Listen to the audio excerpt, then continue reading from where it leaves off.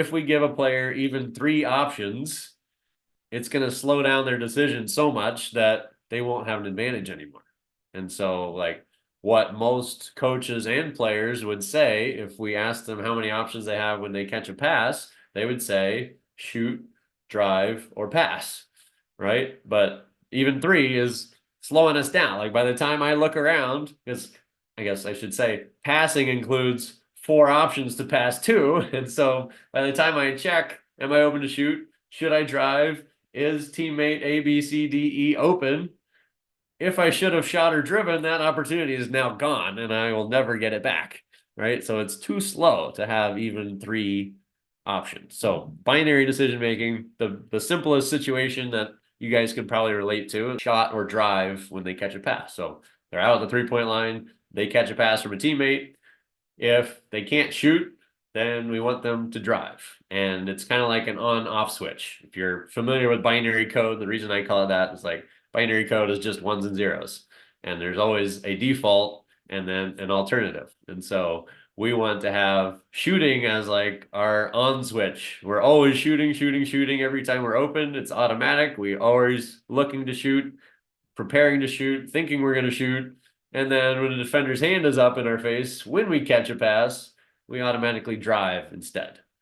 And then the pass option, like the third option that most coaches would give your player, we just save for a second layer decision so that if we drive, now we're going to score. And if another defender stops us, now the pass happens, very easily and obviously. It's not just I finished and I crashed through 2 defenders. It's I'm either going to finish if I'm open or maybe one-on-one with my defender.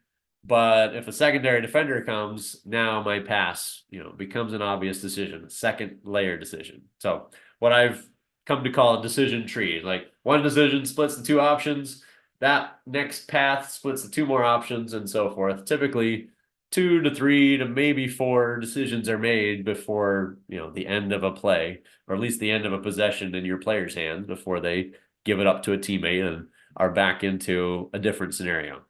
The reason that we're moving to this group competition model for the formula program, where in the past we've done 1 night of one-on-one session and 1 night of competition, is what I call building the skills downstream from decisions. So it's more important to me that the player sees the context. Like, we're going to play one-on-one, and when you arrive at this problem, I'm going to show you the skill as a solution to a problem.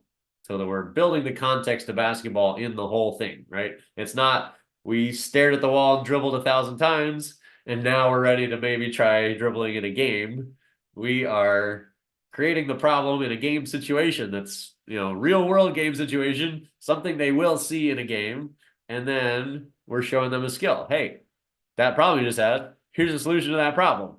And they already made the decision that brought them to the problem. So the decision is now causing the skill to be built downstream from the decision. So that's what I mean by building skills downstream from decisions. We're trying to get good at the decisions first, because repetition at decision making and getting accurate, precise, and fast at decision making then makes executing the skills really easy. Like, if you destroy your defender by making a quick decision and driving, but you can't make a layup, like, making a layup is actually pretty easy. Like, if you destroy a defender and you're wide open to the layup, like, we can get you better at making layups pretty easily.